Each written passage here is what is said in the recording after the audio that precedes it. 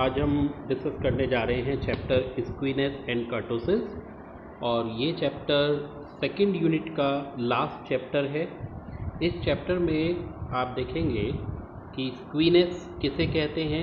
हालांकि हम पहले थ्योरेटिकली इसको डिस्कस कर चुके हैं जब हमने क्वेश्चन पेपर्स डिस्कस किए थे कि स्क्वीनेस किसे कहते हैं। जल्दी से एक बार रिपीटिशन कर देते हैं मीनिंग का। आप देख रहे हैं यहाँ लिखा हुआ है the literally meaning of the word skewness is lack of symmetry. Symmetry से हमारा मतलब एक ऐसा फ्रीक्वेंसी डिस्ट्रीब्यूशन जिसमें मीन, मोड और मीडियन तीनों एक दूसरे के बराबर हों, तो ऐसे डिस्ट्रीब्यूशन को हम बोलते हैं सिमेट्रिक डिस्ट्रीब्यूशन, यानी कि वहाँ पर स्क्वीनेस नहीं होता। लेकिन अगर तीनों की वैल्यूज़ डिफ़र होने लगें तब हम बोलते हैं कि there is lack of symmetry. इसका मतलब वहाँ स्क्वीनेस है। मालूम पड़ा कि जब हमने क्वेश्चन सॉल्व किया मीन की वैल्यू कुछ और आई, मीडियन की कुछ और आई और मोड की कुछ और आई। अगर तीनों वैल्यूज़ में डिफरेंस आ रहा है तो इसका मतलब उस फ्रीक्वेंसी डिस्ट्रीब्यूशन में स्क्वीनेस है। स्क्वीनेस हमें क्या करता है? पिछला चैप्टर जो हम पढ़ रहे थे डिस्पर्जन, वो तो हमें ये बताता है कि किसी भी मेजरमेंट ऑफ सेंट्रल टेंडेंसी से फ्रीक्वेंसी डिस्ट्रीब्यूशन के बाकी टर्म्स का एवरेज डिस्टेंस क्या है, जबकि स्क्वीनेस हमें बताता है कि उस डिस्टेंस का डायरेक्शन क्या है। देखिए सेकंड पॉइंट पढ़िए, लिखा हुआ है कि measures of skewness tell us the direction and the extent of skewness. Next line, symmetrical distribution है then mean, median, mode are identical, बराबर होंगे। The more the mean moves away from the mode, जितना mean mode आपस में दूर होते चलेंगे या मीडियन दूर होते चलेंगे तो हम कहेंगे कि उतनी ही उस सीरीज़ में स्क्वीनेस है या असिमेट्री है। एक ही बात है, असिमेट्री या लैक ऑफ सिमेट्री, उसी को हम बोलते हैं स्क्वीनेस। क्लियर? ओके, देन अभी नेक्स्ट स्लाइड में हम समझा रहे हैं कि कितने टाइप का स्क्वीनेस होता है। तो हमने कहा एक, जब आप इस तरह से टाइप्स में बात करते हैं तो हम ये कहते हैं कि डिस्ट्रीब्यूशन दो टाइप का होता है। सिमेट्रिकल डिस्ट्रीब्यूशन जिसमें मीन, मोड, मीडियन बराबर होते हैं, या हम कहें कि Q1 और Q3 की वैल्यू इक्वल डिस्टेंस पर होती है। किससे इक्वल डिस्टेंस पर होती है? मीडियन से। देखिए इस वाली कंडीशन को मैं एक बार समझा रहा हूँ। इस केस में फॉर्मूला बनता है Q3 minus M median, Q3 minus M is equal to M minus Q1। यानी कि अगर मीडियन से Q3 और Q1 दोनों इक्वल डिस्टेंस पर हैं तो भी हम क्या बोलेंगे? Symmetric distribution. एक्चुअली में सिमेट्रिक डिस्ट्रीब्यूशन की बहुत सारी कंडीशन हो सकती हैं, हालांकि हम उस सब पर डिस्कस नहीं कर रहे, लेकिन आप देखेंगे तो सिमेट्रिक डिस्ट्रीब्यूशन फ़िलहाल तो दो कंडीशन याद रखिए। पहली कौन सी है? कि जब मीन, मोड, मीडियन बराबर हो जाए, मीन, मोड, मीडियन बराबर हो जाए तो हम बोलते हैं सिमेट्रिक। दूसरी कंडीशन क्या बताई मैंने? कि Q1 और Q3 इक्वल डिस्टेंस पर हों। किससे? मीडियन से, जिसको हम क्या बोलते हैं कि Q3 माइनस M की वैल्यू बराबर आ जाए M माइनस Q1 के, M माइनस Q1 के। अगर ये कंडीशन सेटिस्फाइड हो जाए, जो मैंने यहाँ लिखी है, अगर ये कंडीशन सेटिस्फाइड हो जाए तो भी हम कहते हैं सिमेट्रिक है। और अगर ये कंडीशन सेटिस्फाई ना हो, दोनों में से कोई भी कंडीशन सेटिस्फाई ना हो, तब हम बोलते हैं कि वो कैसा है? Asymmetric distribution. यानी कि असिमेट्रिक डिस्ट्रीब्यूशन यानी कि जिसमें स्क्वीनेस है, वो कैसा हो सकता है? वो हो सकता है पॉजिटिवली स्क्वीड या कैसा हो सकता है? Negative squid. पॉजिटिव कब होता है? जब मीन की वैल्यू बड़ी होती है मीडियन से और मीडियन की बड़ी होती है किससे? मोड से, जिसको हमने यहाँ लिखा हुआ है ये रहा। यानी कि x बार की वैल्यू बड़ी होती है मीडियन से और मीडियन की वैल्यू बड़ी होती है मोड से। इन दैट केस हम कहते हैं कैसा है? Positively squid. और अगर मान लीजिए ये उल्टा हो जाए, यानी कि इस तरह से हो जाए, डायरेक्शन ऐसे हो जाए, तो हम कहते हैं नेगेटिव स्क्वीड। यानी कि पॉजिटिव स्क्वीड में सबसे ज़्यादा वैल्यू किसकी होती है? मीन की, और नेगेटिव में सबसे ज़्यादा किसकी होती है? मोड की।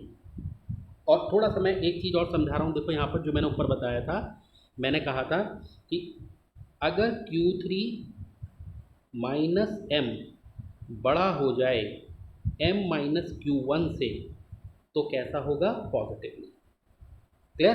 क्योंकि हमने ऊपर पढ़ा था, यहाँ पर पढ़ा था ना ये वाला, कि इक्वल हो जाए तो कोई दिक्कत नहीं है, सिमेट्रिक। लेकिन अगर इक्वल ना होकर बड़ा हो जाए, जैसे ये रहा, तो कैसा कहलाएगा, पॉजिटिव। और अगर छोटा हो जाए, मैं इस साइन को यहाँ से ऐसे हटाकर इधर का बना दूँ, तो कैसा हो जाएगा, नेगेटिवली स्क्वीड। इस केस में नेगेटिव हो गया। क्लियर? तो आई थिंक समझ में आ गया होगा, मैंने दोनों कंडीशन समझा दिया। बस दो कंडीशन याद रखो मोटी मोटी, मीन मोड मीडियन, और एक Q1 और Q3। तो दो टाइप के हमारे डिस्ट्रीब्यूशन में ये कंडीशन हो सकती है। Okay, next, now what is kurtosis, क्योंकि चैप्टर का नाम है स्क्वीनेस एंड कर्टोसिस। कर्टोसिस का मतलब होता है, कर्टोसिस के लिए मैं आपको नेक्स्ट स्लाइड दिखा रहा हूँ, वहाँ से फिर ये थ्योरी क्लियर हो जाएगी। देखिए नेक्स्ट स्लाइड में हम देख रहे हैं ये वाली, इस स्लाइड पे ध्यान दीजिएगा, जो रेड से बना हुआ है, रेड से जो कर्व बना हुआ है वो है नॉर्मल कर्व। अगर किसी फ्रीक्वेंसी डिस्ट्रीब्यूशन का ऐसा कर्व बनेगा, ये जो रेड वाला है ये, अगर ऐसा कर्व बनेगा रेड वाला, क्लियर, तो उसको हम बोलते हैं नॉर्मल कर्व। नॉर्मल कर्व से हमारा मतलब है ऐसा कर्व जहाँ सिमेट्री होती है, मतलब समझ गए, जहाँ x बार बराबर होगा m के और m बराबर होगा z के। ऐसा कब होगा, जब नॉर्मल कर्व होगा ये वाला, यानी कि यहाँ पर स्क्वीनेस नहीं है। क्लियर हो गया? एक तो ये चीज़। दूसरा, कर्टोसिस हमें क्या पढ़ाता है, कर्टोसिस हमें ये पढ़ाता है कि जो यहाँ आप पीक देख रहे हैं, पीक से मेरा मतलब है इससे, ये वाले पीक से अगर ज़्यादा शार्पर है, जैसे ब्लैक वाला देख रहे हो, ये ज़्यादा हो गया, इससे ऊपर चला गया, या ग्रीन वाला देखो नॉर्मल से नीचे आ गया, अगर रेड वाले से ऊपर निकल जाए पीक पॉइंट, तो उसे कहते हैं लेप्टोक्रिटिक। लेप्टोक्रिटिक ये रहा, लेप्टोक्रिटिक। और अगर वो नॉर्मल कर्व से यानी कि रेड वाले से नीचे आ जाए, जो ग्रीन वाला है, उसको हम क्या बोलेंगे, ये जो ग्रीन वाला है, ग्रीन वाले का यहाँ लिखने से रह रहा है, कोई बात नहीं, रेड वाले का नाम ये वाला प्लेटिकर्टिक, और एक का नाम हो गया मसेकर्टिक। मैं ऊपर वाली स्लाइड में आपको इसके वो दिखाता हूँ, देखो मैंने नाम लिखे हुए हैं वहाँ पर, मैं आपको ऊपर वाले में दिखाता हूँ। ये अगर कर्व ज़्यादा है नॉर्मल से, तो उसे क्या बोलेंगे, लैक्टो। जो हमारा नीचे वाली स्लाइड में कौन सा वाला था, ब्लैक वाला, वो लैक्टो हो गया, ब्लैक वाला लैक्टो हो गया। ओके, तो ये हो गया ब्लैक वाला, नीचे वाली इसमें स्लाइड में ये ब्लैक कलर से है। और अगर वो नीचे चला जाए इससे, तो वो प्लेटोक्रेटिक हो गया। और नॉर्मल कर्व को क्या बोलते हैं, मेसोक्रेटिक। चलो नीचे जाके करेक्ट कर लेते हैं। मेसोक्रेटिक किसको बोलते हैं, नॉर्मल को। मेसोक्रेटिक बोलते हैं नॉर्मल को, तो नीचे वाले में कर देते हैं, मेसोक्रेटिक बोलते हैं नॉर्मल को। ठीक है ना, ये रहा रेड वाला नॉर्मल, ठीक है, मेसोक्रेटिक। और मेसोक्रेटिक ही हो गया, और लेप्टोक्रेटिक ही हो गया, और प्लेटोक्रेटिक। प्लेटोक्रेटिक कौन सा रहा, प्लेटोक्रेटिक हो गया आपका, प्लेटोक्रेटिक था हमारा जो, then the normal is called platykurtic if it is more और flat topped than the normal curve. More flat वो होगा प्लेटोक्रेटिक, यानी कि कौन सा वाला हो गया, प्लेटोक्रेटिक हो गया। एक्चुअली में यहाँ पर ये थोड़ा सा बस ध्यान दीजिएगा, ये ग्रीन वाला है, ये जो प्लेटोक्रेटिक है ना, ये प्लेटोक्रेटिक ग्रीन वाला है, थोड़ा ध्यान दीजिएगा, यहाँ पर इसका साइन गलत बन गया है, ये ग्रीन वाला है, प्लेटोक्रेटिक ग्रीन वाला है, बस ध्यान रखिएगा, ये ग्रीन वाला है। ग्रीन वाले को हम बोल रहे हैं प्लेटोक्रेटिक, रेड वाले को हम बोल रहे हैं मेसोक्रेटिक, और ब्लैक वाले को हम बोल रहे थे, वो ऊपर है ही लैप्टोक्रेटिक। ये ब्लैक वाला है, मैंने यहाँ लिख दिया है, अब कोई कन्फ्यूज़न नहीं होगा। तो अगर कोई कर्व नॉर्मल कर्व से ज़्यादा पीक लिए हुए है, तो वो हो गया लैप्टोक्रेटिक, उससे कम लिए हुए हैं तो वो हो गया प्लेटोक्रेटिक। क्लियर हो गया? तो ये हमें नाम ध्यान रखने हैं, और इसका बस सेंस इतना होता है कि अगर जैसे सबसे ऊपर वाला देखो, इस वाले को देखो, ब्लैक वाले को, तो ब्लैक वाला अगर हमारा फ्रीक्वेंसी डिस्ट्रीब्यूशन ऐसा बनता है तो हम समझ जाएंगे कि भाई हाई रिस्क जोन में है हम, रिटर्न भी हमें बहुत अच्छे हो सकते हैं और नुकसान भी हमें खूब अच्छा खासा हो सकता है। और जो ग्रीन वाला है वो हमें शो कर सकता है कि हम बिल्कुल लो रिस्क जोन में हैं, लो रिस्क है तो लो ही प्रॉफिट होगा, लो ही नुकसान होगा। तो ये उस प्रॉफिट लॉस की एक्सटेंट को दिखाते हैं हमको। कंपैरिजन किससे करते हैं हमेशा? नॉर्मल कर्व से, यानी कि रेड वाले से। तो रेड वाले से ब्लैक वाला ज़्यादा ऊपर जा रहा है और ग्रीन वाला नीचे जा रहा है। तो ये वाला जो हम पोर्शन को एनालाइज करते हैं ये आता है कर्टोसिस के अंडर में। तो यहाँ हमने एक तरीके से स्क्वीनेस की और इसकी थ्योरी डिस्कस करी। अब जरा आप ऊपर वाले इस पर देखेंगे तो मैंने यहाँ पे यही लिखा है कि कर्टोसिस बल्गीनेस को, बल्गीनेस कि कितना फ्लैट है, कितना पीक है, किससे? नॉर्मल कर्व से। तो ये मैंने यहाँ लिखा हुआ है, लास्ट लाइन पढ़िए आप, इसमें लिखा हुआ है कि ये फाइनेंशियल रिस्क को मेजर करता है, जो मैं बता रहा था। इसे पूरा पढ़ेंगे तो वही मिल जाएगा आपको। ओके, ये थ्योरेटिकल पोर्शन चला एक तरीके से कर्टोसिस का। अब आ गया डिफरेंस डिस्पर्जन स्क्वीनेस का, जो पिछला चैप्टर पढ़ रहे थे और ये चैप्टर हम पढ़ रहे हैं। मैं कई बार डिस्कस कर चुका हूँ, इसे आप पढ़ सकते हैं अब। तो यहाँ हमारा ये न्यूमेरिकल पोर्शन का थोड़ा सा डिस्कशन हो गया और इसका थ्योरी का एक इसमें और स्लाइड में डिस्कस कर दूँ। जब हम स्क्वीनेस को मेज़र करेंगे, न्यूमेरिकल्स जब हम करेंगे तो हम ये फॉर्मूले यूज़ करेंगे।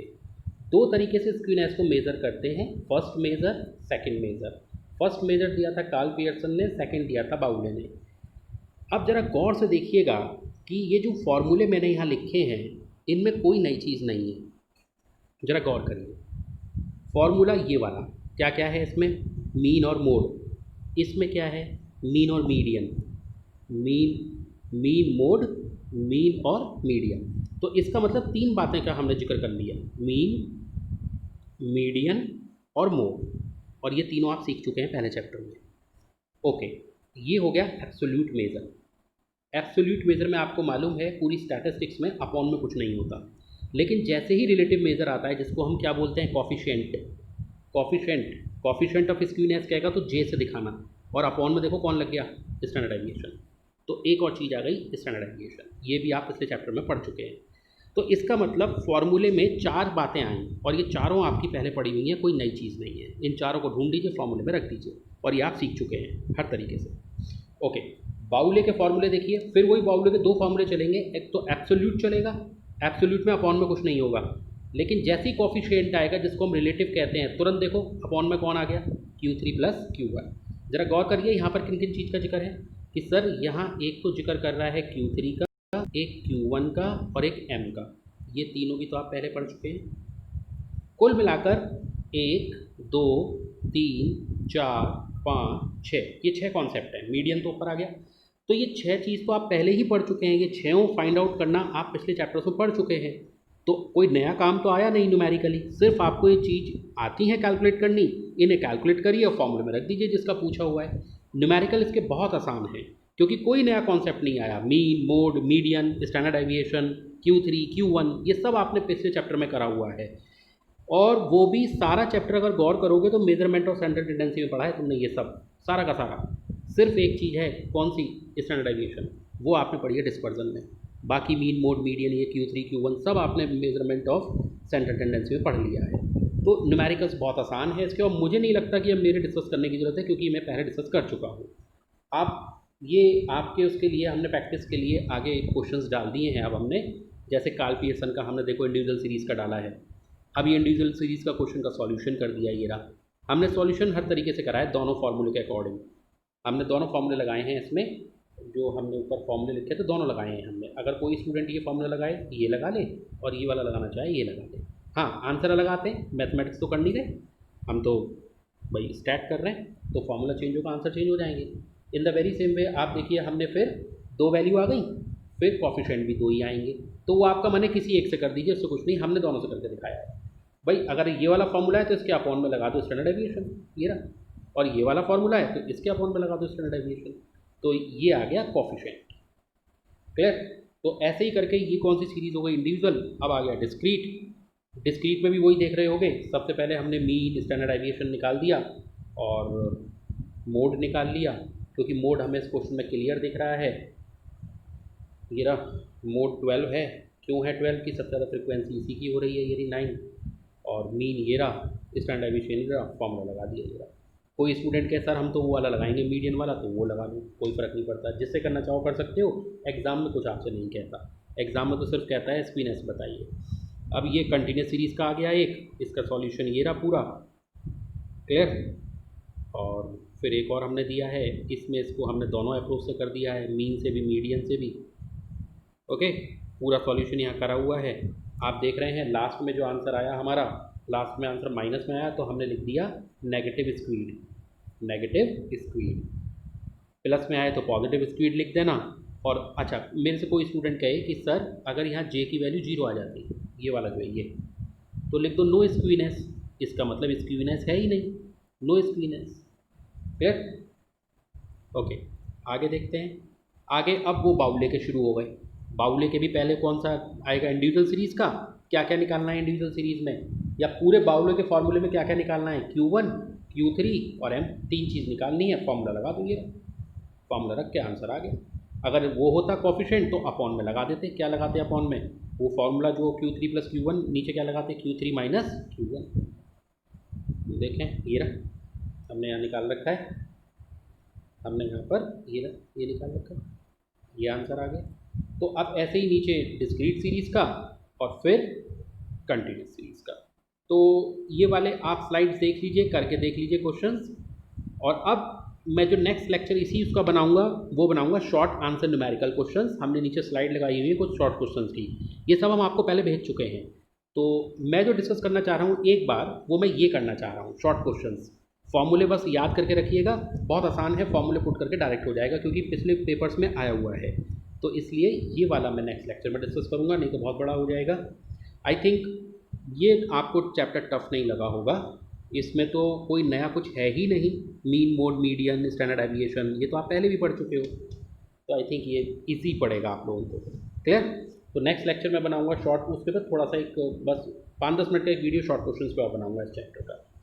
कोई प्रॉब्लम हो तो आप सेक्शंस में जाकर पूछ सकते हैं, तब तक इसे देखिएगा। Okay, take care, bye.